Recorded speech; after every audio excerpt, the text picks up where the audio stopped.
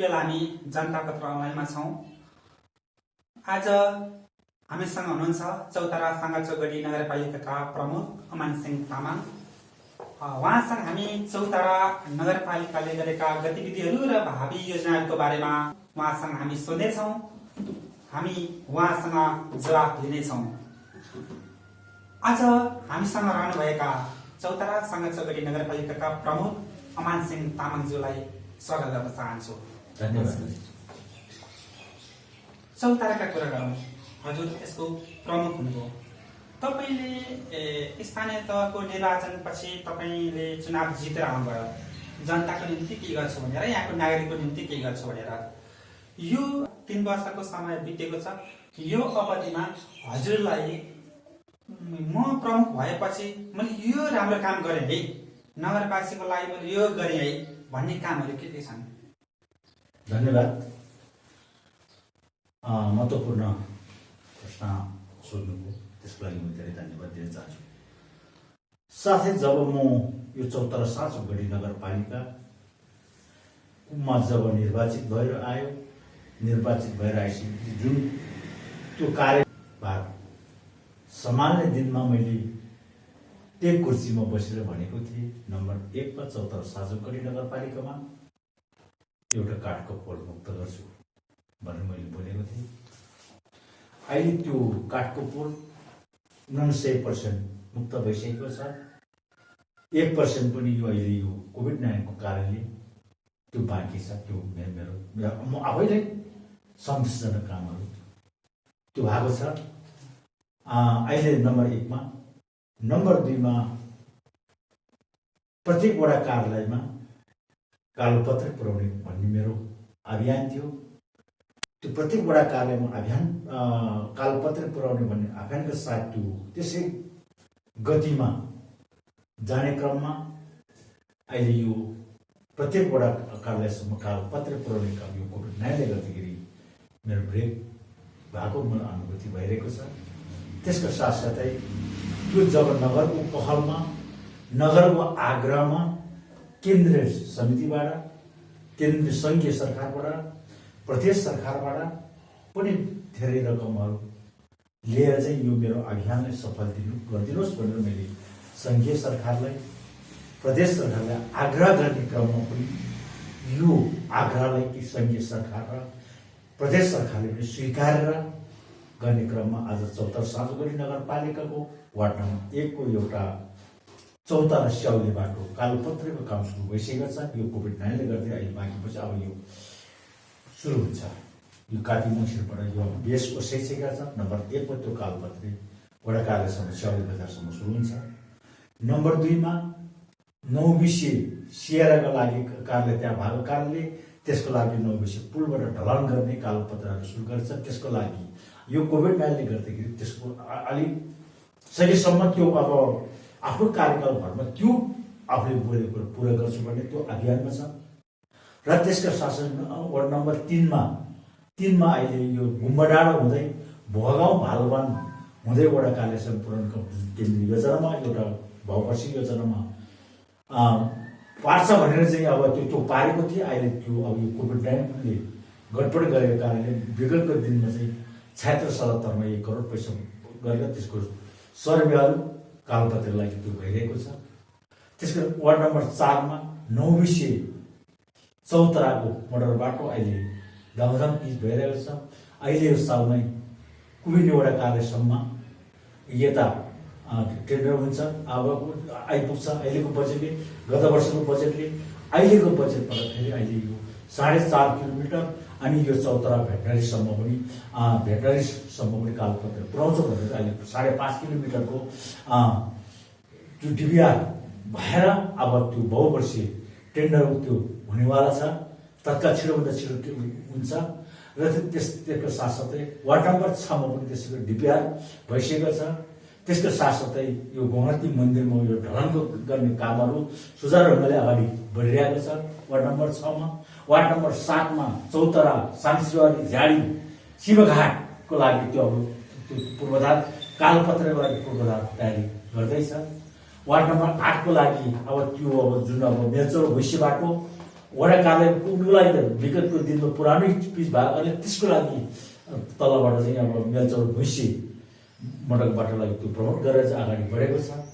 Ward number 8-9 मा जलकिनी कदमबास जितपुर सडकको लागि अहिलेबाट अब सुरु हुन्छ।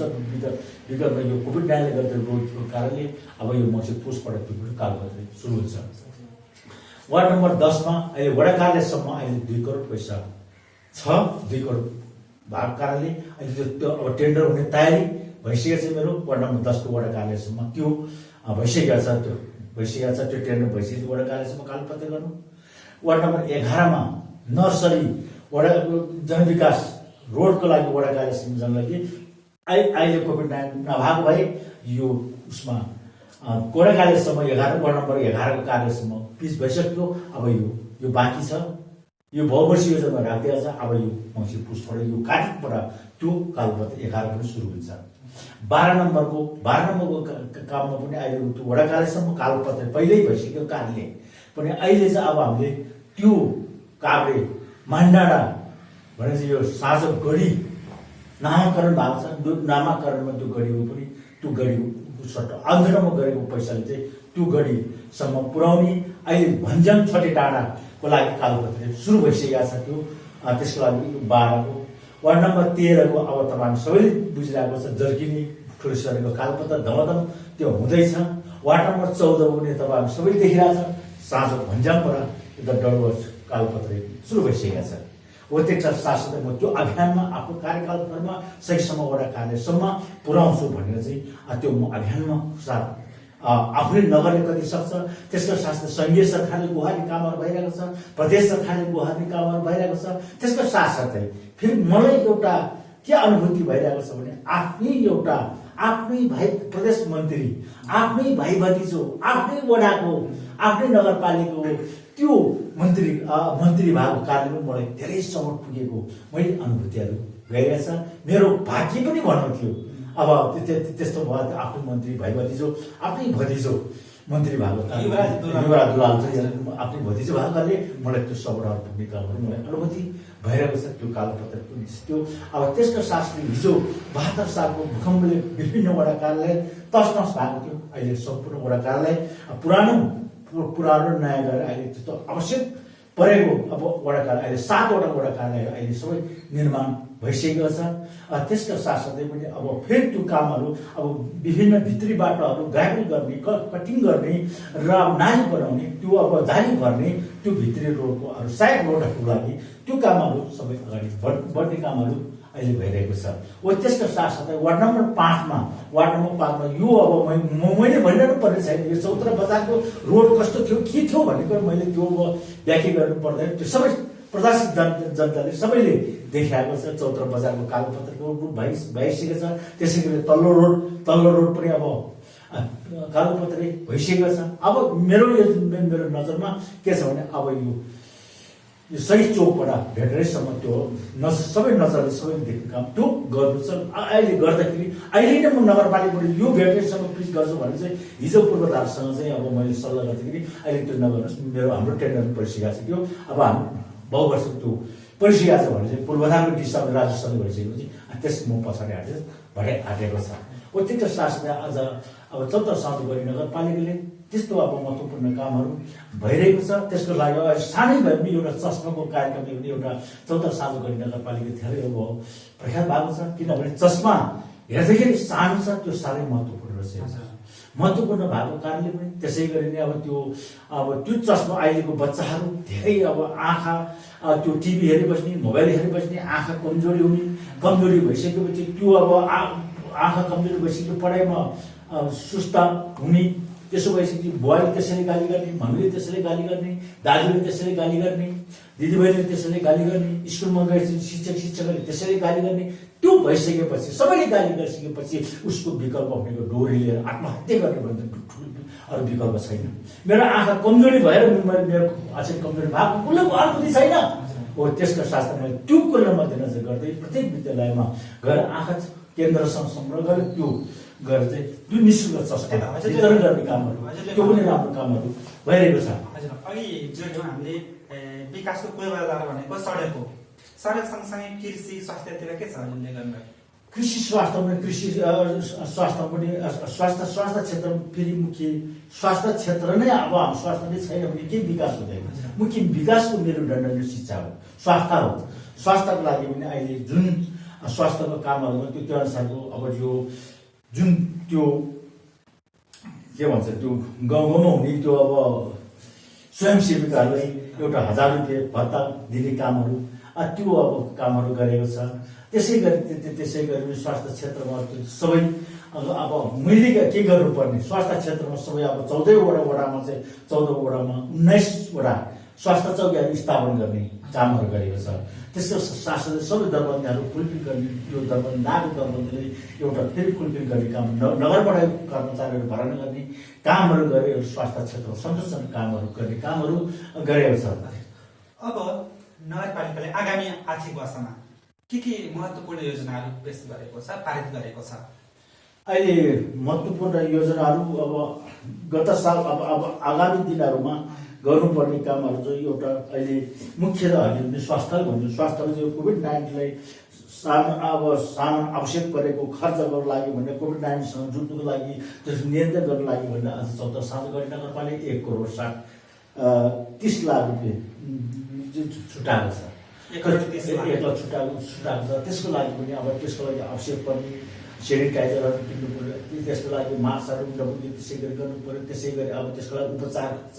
अब यो अब क्वारेन्टाइनमा बस्ने मान्छे रासन पानीहरू दिनु पऱ्यो, त्यसको लागि ओड्ने ओछ्याउने सबै के आवश्यक पर्छ त्यो अब त्यसको लागि गर्ने। त्यसले पुगेर भने त्यसमा रकम थप्ने, त्यसले यो बढी भएन भने त्यसले रकम नगरसभाबाट रकमान्तरण गरेर हरित विकासको काममा पनि यो स्वास्थ्य क्षेत्रमा त्यसै गरी लाग्ने कामहरू गरेको छ। अघि भने यो स्वास्थ्य क्षेत्रको काम भन्दा त्यो चस्मा पनि स्वास्थ्य क्षेत्रै पऱ्यो। त्यो अब स्वयंसेवीहरूले अब 1000 रुपियाँ तलब भत्ता दिने कामहरू पनि स्वास्थ्य गऱ्यो। त्यसका साथसाथै त्यो अरू धेरै अन्यत्र कामहरू मैले स्वास्थ्य क्षेत्रमा गरेको छ। शिक्षा क्षेत्रमा त्यसै गरी गरेको छ। शिक्षा क्षेत्रमा पनि शिक्षा छैन भने केही विकास हुँदैन। त्यसको लागि आवश्यक पर्ने कामहरू सबै गरेका छ। त्यसको साथसाथै अहिले अरू नयाँ काम त फेरि गोल्डन ह्यान्डसेकको व्यवस्था पनि 14 साँझगढी नगरपालिकाले गरेका छ। त्यसका साथसाथै फेरि अरू निजमती कर्मचारीले मासिक रूपमा तलब भत्ता लिने, तर शिक्षकले चाहिँ 84 रूपमा लिनु पर्यो। कारण पनि त्यो शिक्षकलाई पनि एउटा उत्साह होस्, हामीले पनि एउटा लगाएर सम्बोधन गर्यो। निजमतीको कर्मचारी स्वसारको एउटा चाहिँ त्यसै गरी सम्बोधन गर्यो भने हौसलाले चाहिँ शिक्षालाई अगाडि बढोस् भन्ने हिसाबले उहाँले मासिक रूपमा तलब भत्ता दिने कामहरू शिक्षक नगरपालिकाभित्र शिक्षकहरूले मासिक रूपमा तलब भत्ता दिने कामहरू त्यसै गरी गरेको छ। फेरि पनि नयाँ योजनाहरू अब छ। अब यो अहिले यो शिक्षकलाई के गर्ने? अब यो विद्यार्थीहरू कोभिड-19 गर्दै धेरै विचलित परेको छ। शिक्षकको लागि भोलि फेरि अब भोलिको दिनमा भोलिको लागि चाहिँ अब भोलि आइतबार चाहिँ अब शिक्षा समन्वय प्रमुख प्रमुख जिल्ला अधिकारी एसपी सबै नगरपालिकाको टिम सबै बसेर अब यो वैकल्पिक शिक्षा के गर्ने भनेर त्यसको लागि भोलि छलफलमा जोड्ने कामहरू भइरहेको छ। हजुरसँग हामी छलफलमा अगाडि बढ्दैछौँ। जनप्रतिनिधि पछिल्लो समय स्थानीय जनप्रतिनिधिहरू चाहिँ भ्रष्टाचार गर्ने चाहिँ लाइसेन्स प्राप्त गरेको मान्छेहरू भनेर चाहिँ चर्चा परिचर्चा हुने गर्दछ। नगरपालिका गाउँपालिका अब नागरिकको तर्फबाट यी जनप्रतिनिधि भन्ने बित्तिकै यो भ्रष्टाचारी हो है भन्ने बुझाइ बढ्न थालेको छ। अमान सिंहज्यू कति भ्रष्टाचार गर्नुभयो नगरपालिकाको प्रमुख भएर? ठिक छ, त्यो पनि राम्रै कुरा हो। अब अहिले जब यो भ्रष्टाचार नगरेसम्म हावा नआएसम्म पात हालिँदैन। हजुर, होइन, केही न केही भ्रष्टाचार गरिसकेपछि मात्रै पात हालिन्छ। तर कुनै पालिकाले गर्यो अरे भनेर सबै पालिकाले गर्यो भन्ने बुझ्नु नै गलत होला। तर मेरो नजरमा मैले यसमा भ्रष्टाचार भन्ने कहाँबाट गर्ने हो मुख्यतः मैले पनि त्यो ठाउँ पाएँ भने नगर्थ्यो कि होइन। अब त्यो भ्रष्टाचार कहाँबाट भन्ने ठाउँ पत्ता पत्तै राखेको छैन मैले चाहिँ होइन। म अरूले भ्रष्टाचार गर्यो भन्दाखेरि म अचम्म लाग्छ कहाँबाट गर्छ। भ्रष्टाचार गर्ने भनेको त्यो आफूले तोक लाएर पठाएको वडाको योजनाहरू होइन त्यो उपभोक्ता समितिले ल मलाई यति % देऊ अनि म तिमीलाई यो पैसा हालिदिन्छु।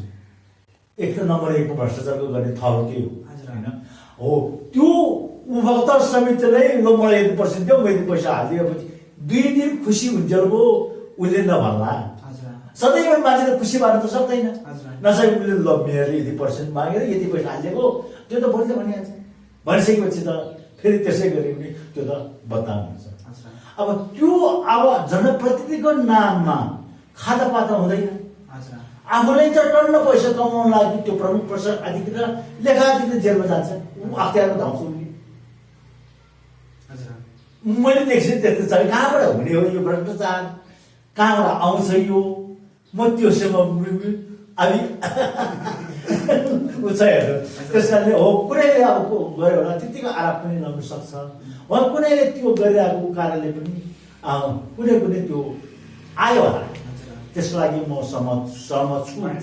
चौतारा साँगा चौगडी नगरपालिकाका प्रमुख अमान सिंह तामाङले भ्रष्टाचार कहाँबाट हुन्छ पत्ता लगाउन सकेन। मैले भ्रष्टाचार लगाउने ठाउँमै पत्ता आएको छैन। फेरि किनभने मलाई त एउटा हिजो 10 वर्षमा युद्ध लडेर होइन म जब 10 वर्ष युद्ध लडेको थिएन अमान सिंह भनेको छ नि त।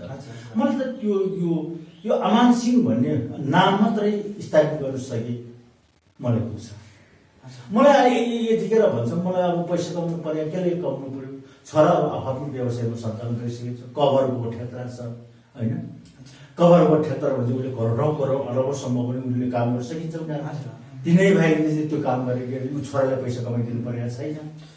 तपाईँको छोराले ठेकाबाट काम मैले भ्रष्टाचार गर्नु पर्ने मेरो बदनाम इज्जतको बदनामै गर्नुपर्ने मेरो इज्जतै फाल्नु पर्यो। हिजो 10 वर्ष युद्धमा जति इज्जत कमाएर आएको त्यो इज्जत मात्रै मैले थमाउन सक्यो भने मलाई पुग्छ। हो पैसा नभई त हुँदैन तर पैसा भयो त्यो सब पैसै हो भन्ने चाहिँ हामीले लाग्नु हुँदैन। अब त्यस कारणले अब सेवा सुविधा भएको भन्छ भने नेपाल सरकारले प्रदेश सरकारले 40,000 महिना मासिक रूपमा देऊ भन्ने चाहिँ अब हुन्छ। त्यो सबै हिसाब किताब गरेर 40,000 मैले खाइरहेको छ। 40,000 पैसा अब एक्लै उता काठमाडौँ हिँड्ने कहाँ हुने त्यो खर्च पर्छ त्यो खाने पनि त्यो पुगिहाल्छ। छोराले पैसा कमाइदिनु परेको छैन। मलाई भ्रष्टाचार गर्ने नम्बर 1 मा त्यो नम्बर 2 त्यो होइन भने जस्तै भ्रष्टाचार कसरी गर्ने हो त्यो ठाउँ पत्ता लगाउन छैन। हुन्छ हामी अन्तिममा आइपुगेका छौँ। तपाईँ नगरपालिकाको प्रमुख भएको हैसियतले चौतारा नगरपालिकाका नागरिक र आम नागरिक समुदायलाई तपाईँ के भन्न चाहनुहुन्छ?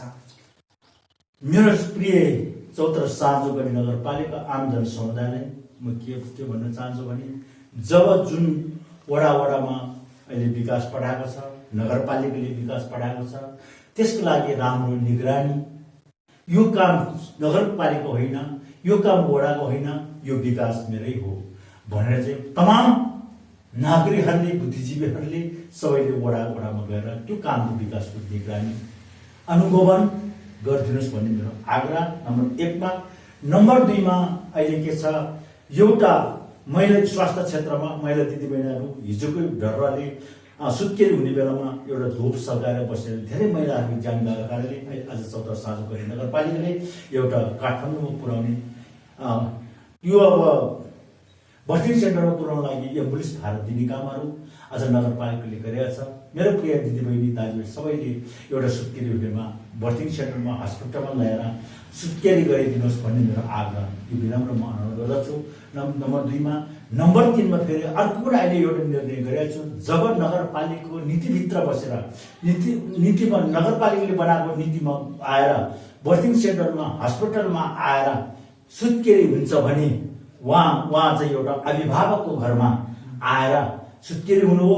अभिभावकको घरमा आएर सुत्केरी हुन्छ भने त्यो सुत्केरीलाई एउटा भाले दिनुपर्छ भनेर यो अस्पताल आउने सुत्केरीलाई एउटा भाले दिने काम आज नगरपालिका नीति बनाएको छ। त्यो माइती घरमा आएर अभिभावकको घरमा आएर सुत्केरी भइदिनुहोस् एउटा भाले दिएर जानुहोस् भन्ने मेरो आग्रह। त्यसै गरी सबै यो अधुरो कामहरूलाई यसै गरी आज यो नगरपालिकालाई हराभरा गराउने एउटा विकासको काममा अगाडि बढाउने सबै नागरिकहरूको जिम्मेवारी हो। नगरपालिका एउटा जनप्रतिनिधि मात्र नभइकन सबैको जिम्मेवारी हो। सबैले खबरदार गर्नुपर्छ, जनप्रतिनिधिलाई आम्लो ठहराएर सबैले कुन कुन पल कहाँ भ्रष्टाचार गरेको सियासा छैन भन्ने कुरा मेरै पनि चारै दिशाबाट मेरो पनि निगरानी गरिदियोस् भन्ने मेरो प्रिय दाजुभाइ तथा दिदीबहिनी नगरवासीले मेरो हुन्छ हस्, यतिखेर हामी थियौँ चौतारा साङ्गाचोकगढी नगरपालिकाका प्रमुख अमान सिंह तामाङज्यूसँग। उहाँको सपना पुरा होस्, हामी जनता पत्रको टिम त्यही कामना गर्छौँ, हार्दिक शुभकामना दिन चाहन्छौँ।